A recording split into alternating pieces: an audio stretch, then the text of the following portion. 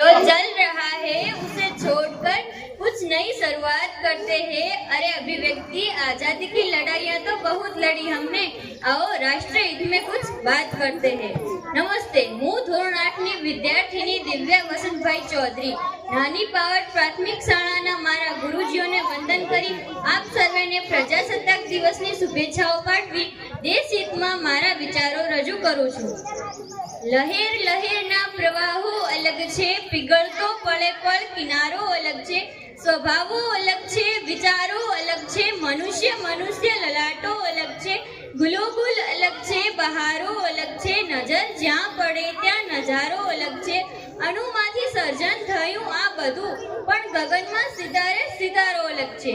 21મી સદી એ જ્ઞાનની સદી, 21મી સદી એ વિજ્ઞાનની સદી, પણ એવું નથી લાગતું કે 21મી સદીને થોડી જાગૃતતાની સદી પણ હોવું જોઈએ। પ્રાચીન કાળના કેટલાય જ્ઞાતા રત્નોથી ઉજાગર આ ભારત વર્ષનો ઇતિહાસ જો સુવર્ણ હોય તો એવા તે કયા કારણો સર્જાયા કે આપણો દેશ સુવર્ણ કાળ તો દૂરની વાત રહી, પણ આપણો દેશ વિકસિત દેશ પણ નથી રહ્યો। શા માટે? કદાચ આ આણી શુદ્ધ સંસ્કૃતિને વિદેશી વાયરાની એવી તે નજર લાગી છે તે હજુ પણ આપણી પ્રજા પશ્ચિમી સંસ્કૃતિને આકર્ષે છે, એની રહેણી કહેણી અને રીતિ રિવાજ અનુસરવા માંગે છે। દર વર્ષે સ્વતંત્રતા કે પ્રજાસત્તાક દિવસ આવે એટલે આપણે બધા ગર્વથી કહીએ છીએ કે આઝાદ થયાને 75 વર્ષ પૂર્ણ થયા, પણ જોવા જઈએ તો હજુ પણ આપણે ગુલામ છીએ। વિદેશી પ્રજા તો આવીને ચાલી ગઈ, પણ તેની સુવાસ હજુ પણ આપણી સંસ્કૃતિમાં જોવા મળે છે।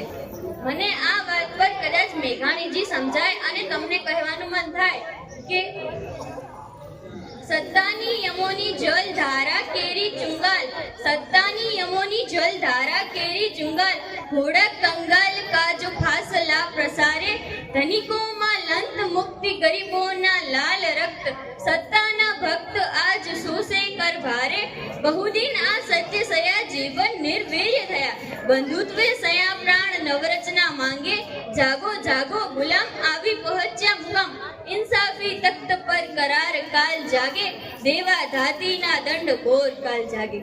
આજે જ્યારે આ વિશ્વ પવન પંથા વેગે દોડી રહ્યો છે ત્યારે એ વેગને આપણે જીવી નથી શક્યા, એ સમય યોગ્ય પરિવર્તન નથી સાધી શક્યા। નો ડાઉટ આપણા દેશનું યુવાધન સૌથી મોટું છે અને નોલેજ પણ છે, પણ એ નોલેજનો ક્યાં અને કઈ રીતે ઉપયોગ કરવો તેની આવડત નથી।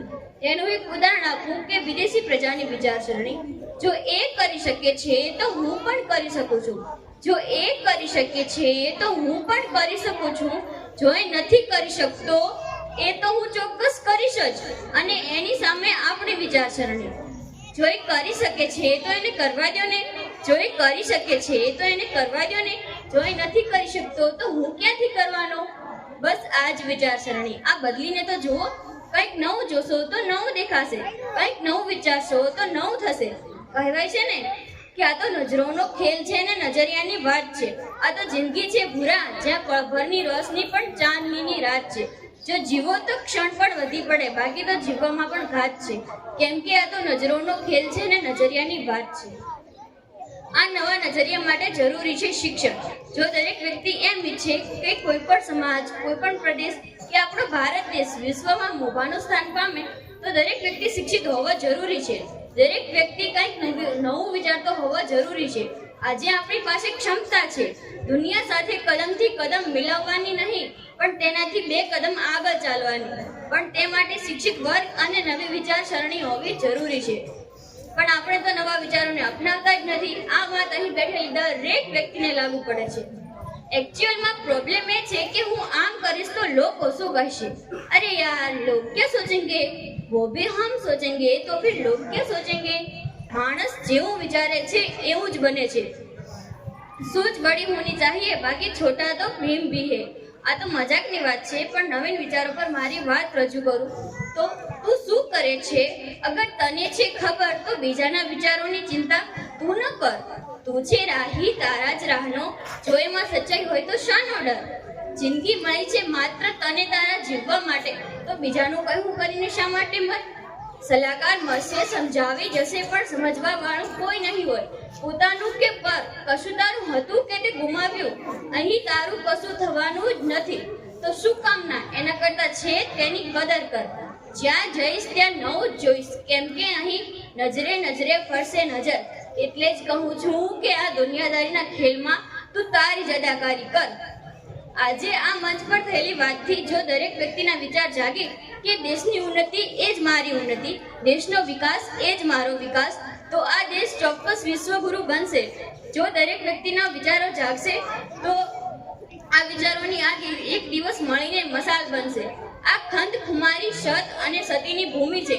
એને પ્રજાને આગળ વધારવા માટે વધારે ના કહેવું પડે.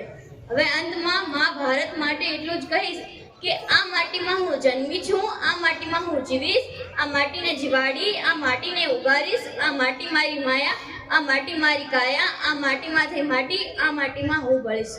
જય હિન્દ, જય ભારત.